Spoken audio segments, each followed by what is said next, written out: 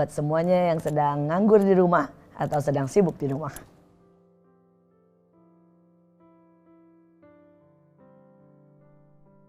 Sangat pasti, saudara, kita semuanya ya sudah hidup di akhir daripada akhir zaman. Dan di akhir daripada akhir zaman kita ada di dalam 10 tahun terakhir atau dekade terakhir. Di mana semua kegenapan, semua perkataan Yesus tentang akhir zaman akan tergenapi. Dan itu dimulai dengan yang namanya di dalam Lukas 21 ayat 11. Dikatakan penyakit sampar, dikatakan gempa bumi, bahkan dikatakan di situ bahwa akan ada tsunami, air yang sangat tinggi sampai mengatasi daratan dan mengatasi rumah, semua akan digenapi. Tapi yang lebih kita perlu waspada bahwa sesudah itu Tuhan berkata akan ada masa aniaya. Di mana masa aniaya itu tidak ada yang boleh makan, minum, berjualan, berpergian tanpa chip yang ada di tangan. Dan kita juga sudah tahu bahwa bayangkan itu sudah ada tanda itu, chip itu sudah dibuat. Dan itu hanya sebesar sebutir yang namanya beras, bahkan lebih kecil dari itu. Dan kemudian itu rencananya akan dicampur dengan vaksin dan akan diwajibkan kepada semua orang. Sekali lagi kita ada di sangat-sangat babak-babak terakhir dari semua yang dikatakan di dalam Alkitab. Dan saya berdoa buat kita menyiapkan diri, terutama supaya kita siap kalau Tuhan Yesus datang dan membawa kita di awan-awan. Tapi yang menjadi pertanyaan, kalau kita tidak terangkat, siapkah kita juga menjadi martir? Siapkah kita menderita bagi Tuhan? Siapkah iman kita? Dan menurut saya wabah ini adalah cuma alarm dari Tuhan. Ya, saya tidak berkata bahwa penyakit ini dari Tuhan. Karena Alkitab berkata Tuhan tidak memberikan yang jahat. Semua yang buruk bukan dari Tuhan. Tapi Tuhan mengizinkan untuk ini terjadi. Untuk membuat kita sadar bahwa kita ada di akhir dari akhir zaman. Ingat, waktunya berdetak. Sangat cepat. Sangat cepat.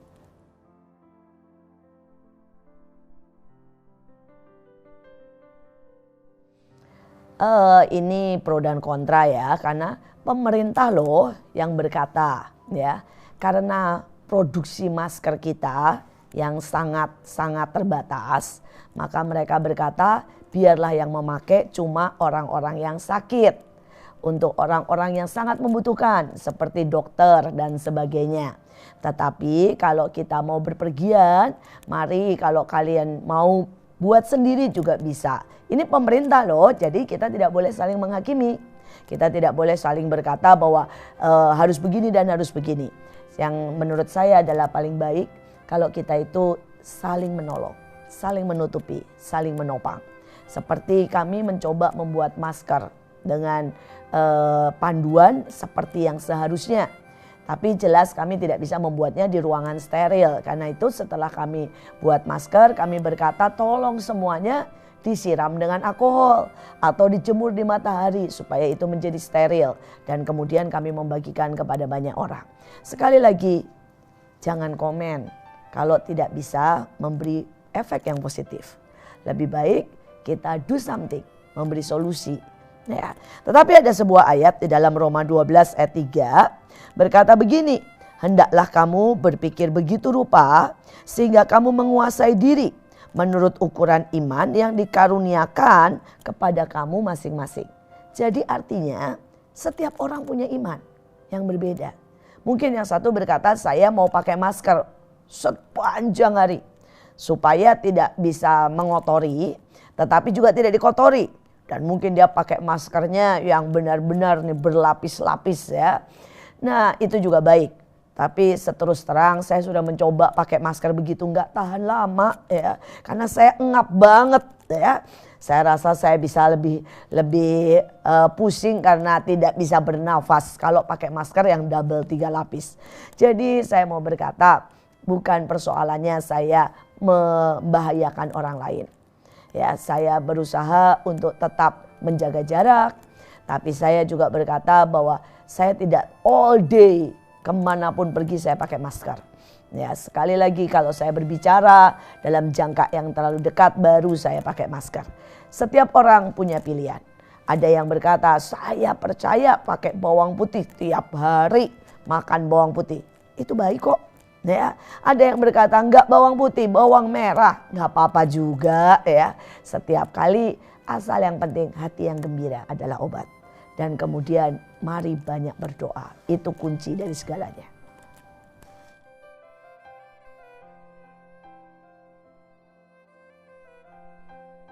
Sebenarnya menurut saya sangat baik. Alkitab kan bilang ya di dalam Ibrani 13 ayat 16 bahwa berbuat baik dan memberi berkat adalah korban yang berkenan di hadapan Tuhan. Jadi itu sangat baik. Dan saya tahu mereka juga bukan orang yang kaya. Dan mereka berani untuk menyediakan uang mereka untuk membagikan vitamin dan sebagainya. Tetapi pemerintah juga berkata bahwa harus berhati-hati supaya mereka jangan jadi carrier atau mereka juga jangan terkena.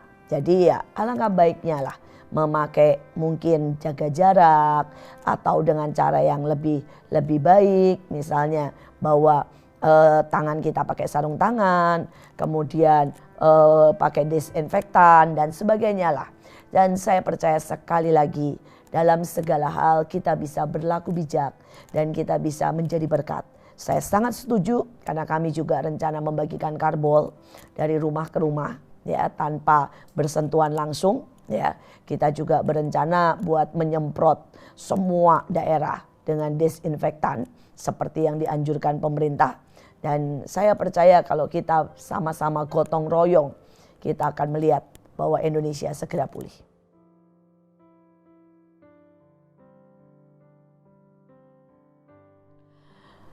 Alkitab memang berkata bahwa itu pasti terjadi. Dan sekali lagi itu bukan karena Tuhan memberikan ya, tetapi karena Tuhan terpaksa harus membiarkan itu terjadi karena dosa, karena segala sesuatu yang dibuat oleh manusia.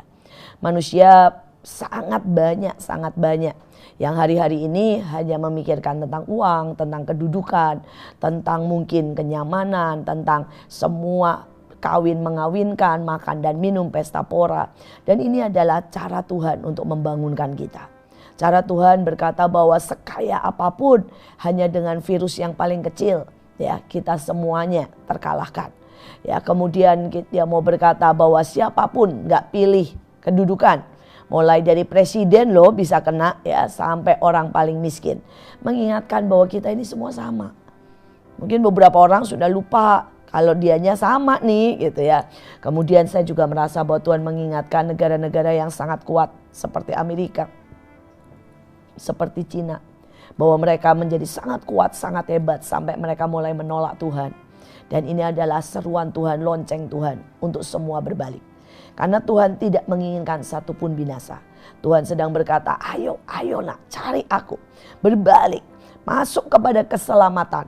Dan mari kita bersatu, jangan saling menghakimi. Karena ini waktunya merendahkan hati.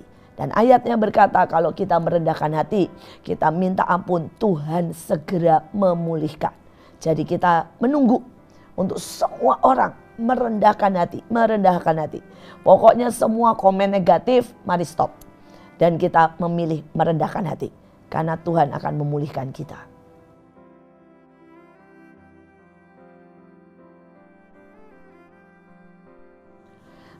Saya nggak pesan cuma buat anak-anak muda ya, pesan buat semua. Ya. Yang pertama seperti yang saya berkata, kita sedang aktifkan 3 kali doa seperti kita 3 kali makan. Jadi tolong semuanya ingat bangun pagi ya, langsung cuci muka, kemudian kumur-kumur air garam. Karena itu menolong sangat banyak. Kemudian mari berdoa syafaat. Kemudian siang sekali lagi makan, kemudian kumur-kumur air garam dan berjemurlah. Nah, selama berjemur, mari berdoa lagi untuk Indonesia. Berdoa untuk hadirat Tuhan, shalom, hikmat. Berdoa untuk pemulihan, berdoa untuk lawatan, berdoa untuk unity. Supaya tidak ada orang-orang jahat yang mengambil kesempatan. Kemudian pada waktu malam, setelah kita makan malam, kemudian ingat kumur-kumur lagi dengan air garam. Ya, gunakan yang hangat, lebih baik lagi dan lebih efektif. Makan yang sehat, kemudian masuklah dalam doa peperangan. Kita tolak semua kuasa kegelapan, kita tahan semua kuasa-kuasa jahat, kita aktifkan malaikat, dan kita percaya ada sesuatu yang ajaib akan terjadi. Tuhan pasti dekat kita dan ada di tengah kita. Nah, khusus buat anak muda, biar bagaimanapun virus ini menghantam orang-orang tua. Ya, secara data mereka yang meninggal, yang orang-orang tua itulah yang paling banyak. Dan untuk yang menyerang dari umur 10 sampai umur 20-25 itu hampir nol. Ya, hampir nol. Karena mereka orang-orang yang benar-benar kekuatan imunnya masih sangat kuat. Dan karena itu saya mau berkata, dunia sekarang di tangan kalian. Kalianlah seharusnya yang paling di depan, yang bisa untuk membantu menyelesaikan, turun ke jalan, menyemprot dengan desinfektan, dan kalian juga bisa menjadi volunteer, kalian bisa membantu di bagian kesehatan. Kalian juga harus tahu bahwa pada saat nanti satu periode di mana yang tua ini akan berpulang kepada Tuhan, maka apapun di tangan kalian. Saya mau berkata buat kalian yang anak-anak Tuhan, saya berkata kegerakan, kepemimpinan gereja, semua akan ada di tangan kalian. Dan persoalannya apakah kalian sudah siap? Saya sejujurnya melihat ya banyak hal. Apa yang biasa kami yang tua-tua ini buat, seringkali anak mudanya itu baru separuh gitu ya. Dan mereka itu seringkali sekarang lebih banyak sibuk sama gadget lah. Dan mereka kadang-kadang maaf kata nih sok pinter lah. Tapi mereka gak pernah turun di lapangan. Bergaul aja ogah sama orang. Sekarang semuanya pakai sosial media, pakai gadget. Ya bagaimana ada sesuatu gap di mana banyak sekali pengetahuan, banyak sekali tugas, banyak sekali tanggung jawab yang anak-anak muda belum mau ambil. Dan saya berdoa lewat ini sekali lagi gema sangkakala panggilan Tuhan. Anak-anak muda siap masuk dalam pelayanan, siap masuk dalam pemerintahan, siap masuk di dalam pekerjaan yang real. Gak cuma main gadget ya. Saya tahu dengan jadi YouTuber bisa kaya. Tapi gak bisa semua YouTuber. Harus ada politikus, harus ada guru, harus ada dokter, harus ada hamba-hamba Tuhan, harus ada orang yang turun ke jalan, harus ada yang berani buka rumah singgah, harus ada yang memberi makan orang miskin, harus ada yang di dapur, dan itu gak ada yang bisa YouTuber. Tidak bisa lewat sosmed memberi makan orang miskin. Dan sekali lagi, apakah ada yang mau? Apakah kita berkata, aku mau siapkan diri. Karena masa untuk anak-anak muda sudah datang.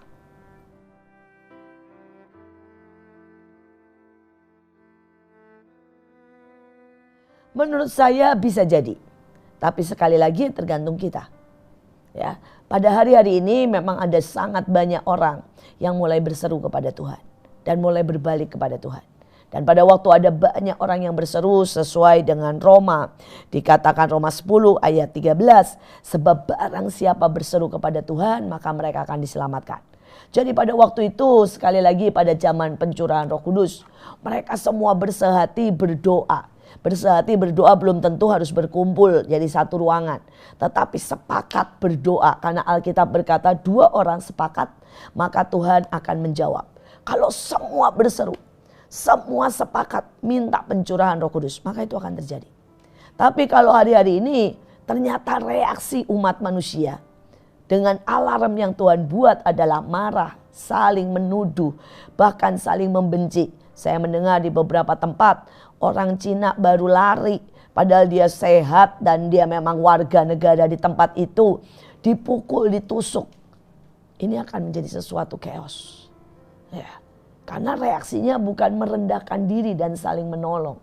Reaksinya bukan berseru kepada Tuhan. Tapi reaksinya saling menyalahkan. Beberapa saya melihat di Indonesia. Mereka sibuk menyalahkan Jokowi.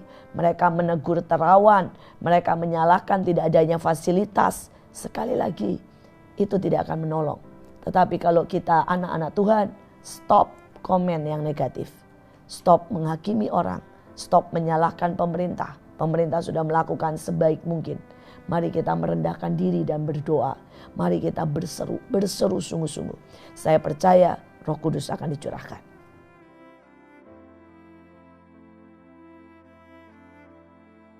Sangat boleh. Alkitab berkata di dalam Esra 6 ayat 14 dan banyak lagi yang lain ya. Bahwa banyak sekali orang yang bergabung dan bersama-sama dalam membangun bait Allah. Ya, ada raja-raja, Atrasastra dan sebagainya. Bahkan ada Nebukadnezar dan sebagainya itu. Biar bagaimana mereka semua ikut berpartisipasi.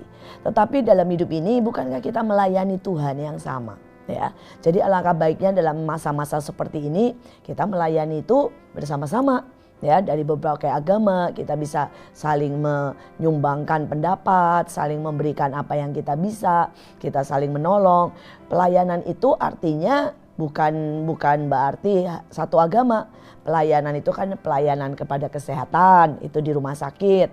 Pelayanan itu artinya juga kita menolong orang lain, kepada orang miskin, itu pelayanan sosial. Jadi pelayanan memang tidak pernah ada satu agama. Pelayanan itu berbagai-bagai agama.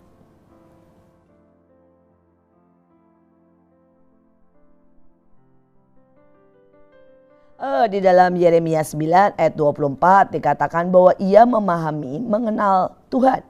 Maka akulah Tuhan yang menunjukkan kasih setia, keadilan, dan kemudian dia berkata semuanya itu kusukai. Nah, sekali lagi dalam hidup ini saya berkata berkenan itu pertama adalah kita harus mengenal Tuhan.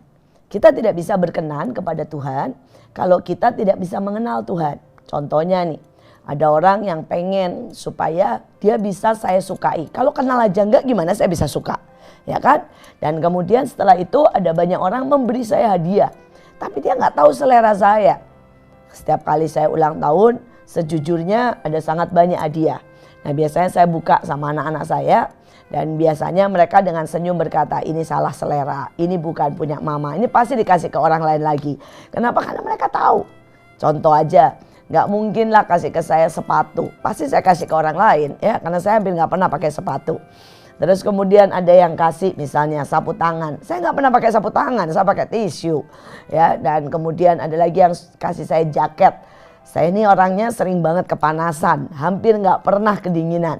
Jadi kalau orang ngasih saya jaket, ujungnya saya kasih ke orang lagi. Daripada toh di rumah dan nggak kepake.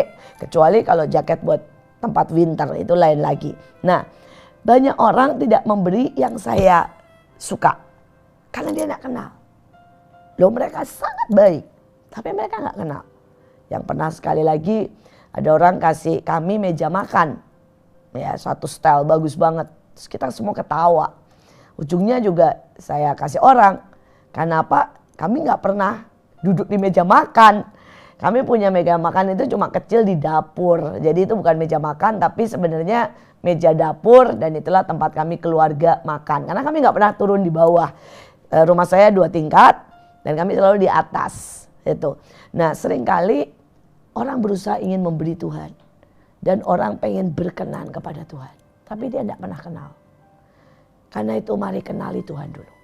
Pada waktu kita mulai mengenal Tuhan, kita tahu hatinya, apa yang dia suka, maka kita akan benar-benar memberikan apa yang berkenan di hadapan Tuhan. Mulai dengan mengenal Tuhan.